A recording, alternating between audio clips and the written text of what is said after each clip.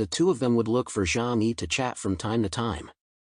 Zhang Yi didn't care, anyway, he couldn't go anywhere here, so he just chatted with them to relieve his boredom. It wasn't until a few days later that he received the information about Eclipse Moon sent over by Yang Xinqin. It was only then that he started to put down his leisurely mindset and went to study those neon mutants to come. The information that Yang Xinqin sent over was indeed not quite the same as what Blizzard City had given him. It could not be ruled out here that the information Blizzard City had given them was incomplete. However, Zhang Yi did find many interesting matters from it. Among them were more detailed descriptions of the life stories of the 13 people of Eclipse Moon, as well as some elaboration on their abilities. When Zhang Yi flipped to the information about the one named Mayumi Takeuchi, his fingers flipping through the information stalled. Manabu Mayumi, a novice ancient shrine maiden. The 126th generation of the Takeuchi family. Her ancestor was Takeuchi Sukun, an official of the martial age, and this title was passed down from generation to generation. The duties of those who inherit the title of Takeuchi Sukunori are similar to those of a Huashu kingdom historian. However, the way they record history is not in writing, but rather by word of mouth, which is memorized in their minds. In later generations, the position of Takeuchi Sukunori disappeared, but the duties of the Takeuchi family have always been upheld. Each generation of the Takeuchi family has followed the group's motto, which has been engraved in the history of Neon. Call it, never forgetting the past, never confusing the present, and never ceasing to exist. Surprisingly, it's still a job passed down from generation to generation. It's really interesting. It's just that according to the stereotype of supernatural abilities, if each person's supernatural ability is related to their obsession, is this person's supernatural ability memory? Impossible, this ability is useless. Then, which, the Takeuchi family? Could it be the Book of Prophecy? Such a bold idea surfaced in the middle of Zhang Yi's mind. After 2 battles, and the opponent's overall control of the battlefield, he thought this idea was extremely reasonable. The opponent is not an officially recognized expert. They don't have powerful equipment, they are fighting in a foreign land, and they can't get any assistance. The timing, the location, and the people are all against them, and there is almost nothing on their side. And what makes them keep defeating the coalition forces of Blizzard City? If the shaman named Mayumi Takeuchi has the ability to do something similar to foretelling, then it all makes sense. Zhang Yi's expression became serious. If we talk about it this way, then the most terrifying person in the entire Eclipse Moon is not their team leader, Phoenix Rin.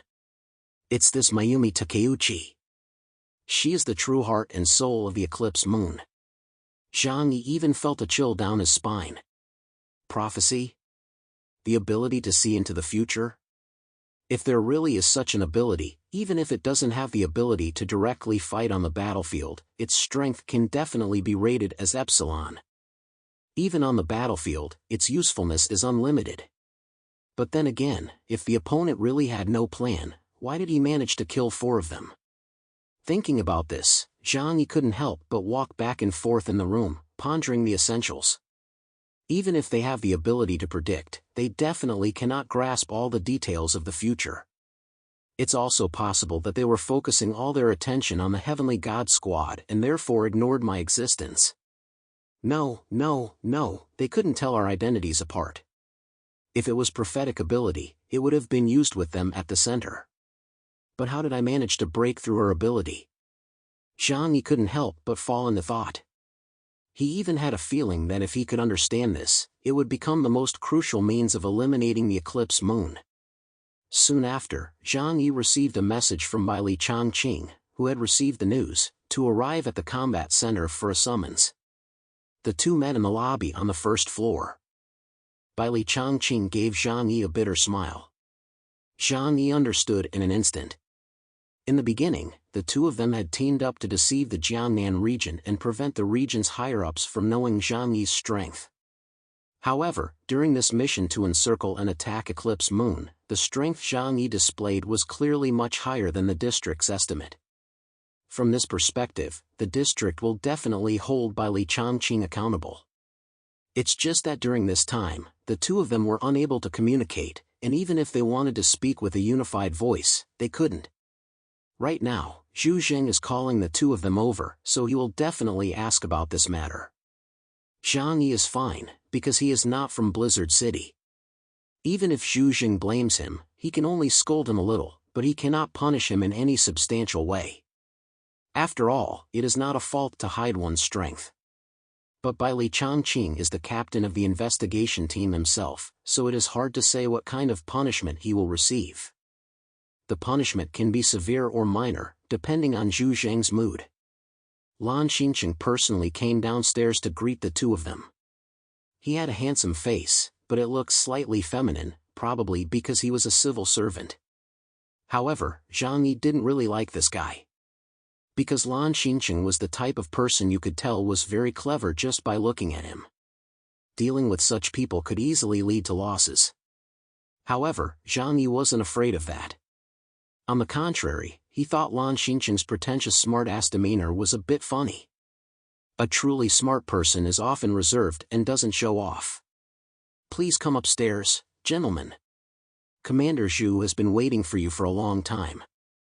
Zhang Yi, on the other hand, was completely at ease, smiled, nodded, and followed Lan Xincheng over. Bai Li Changqing had a complicated look on his face, but there was no other way to do it now, so he just grit his teeth and went with the flow. In a short while, the two of them arrived at Zhu Zheng's office. Lan Xincheng did not enter the door, but pulled it shut from the outside.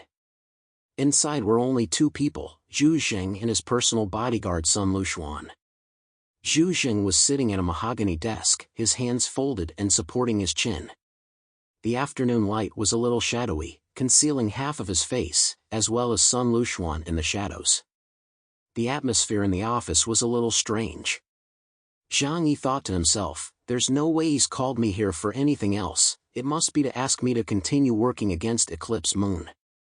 Although I have no problem dealing with the Neon Ronin, I'm not happy about risking my life. Let's see what he has to say. Bai Li Changqing stood next to Zhang Yi, his face stern, and his forehead was already sweating a little. Zhu Zheng looked up at them, his mouth curling up into a deep smile. You're here, so sit down. Yes. Bai Li Changqing said loudly, his slight nervousness evident. Zhang Yi nodded with a smile, thank you, Commander. The two of them took their seats at the mahogany table. Zhu Zheng's gaze fell directly on Zhang Yi. Zhang Yi, you have done a great job in this campaign to encircle and annihilate Eclipse Moon. This is very surprising to me. I never imagined that there would be such a powerful mutant in the outer city. He smiled and nodded at Zhang Yi, you are a sly one, hiding in plain sight. As he spoke, he glanced at Bai Li Changqing next to him.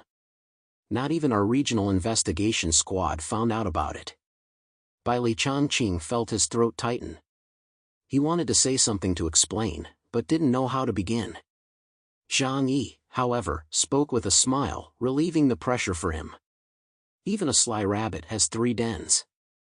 I kept some means of survival just in case, so that I could survive the end times. I hope Commander Zhu can understand.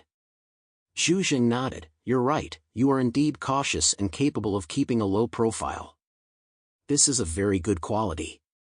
If it were a battlefield, a soldier like you would most likely be the last one standing. Bai Li Changqing couldn't help but scoff in his heart after hearing this. Didn't you previously say that Zhang Yi only knows how to defend and is not good at attacking, that his style of play is too conservative, and that he puts his own interests first, and that he is not a qualified soldier? Goodness, you're as quick to change your mind as you are to flip a page. Facing Zhu Zheng's praise, Zhang Yi remained very calm. He could not take such flattery seriously, as he wondered what he would be made to do next. You are too kind. My strength is still far from that of the elite of Blizzard City.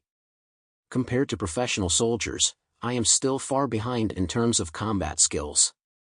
Upon hearing this, Zhu Zheng could not help but think of the members of the Heavenly God Squad who had died in battle, as well as the junior member Deng Shintong, in whom he had placed high hopes. His eyes began to grow cold. It's best not to mention this matter. the outcome of this battle has made me see many things clearly." Zhu Jing suddenly let out a long sigh, and his eyes drifted. Against the backdrop in the age of great change, the role of ordinary soldiers is becoming increasingly weak. Even in high-level battles between mutants, the best ordinary soldiers, no, even low-level mutants, can hardly influence the outcome of the battle at all. Zhu Jing thought of the members of the Heavenly God Squad who had died in battle. They were all highly trained. But those who defeated them were just neon social animals from all walks of life. In other words, the dawn of a new era means the emergence of new forms of warfare. This battle has taught us all a lesson. Only the top mutants and intelligence are the two things that determine the outcome of a battle.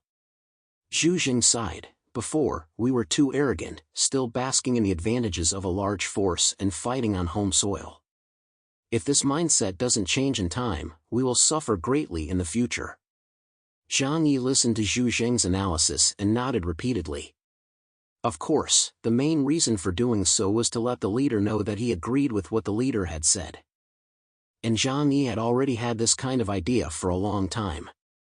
It started from that time, the battle against the mutants in Daze City. Nearly 1,000 Daze City troops, 72 mutants, and 800 elite soldiers, but they could not stop Zhang Yi's Void Spear. This is the form of warfare in the new era. Mutants will become the dominant force on the battlefield, surpassing even thermal weapons, second only to the Reaper of Love. That was the last shred of pride in the age of thermal weapons.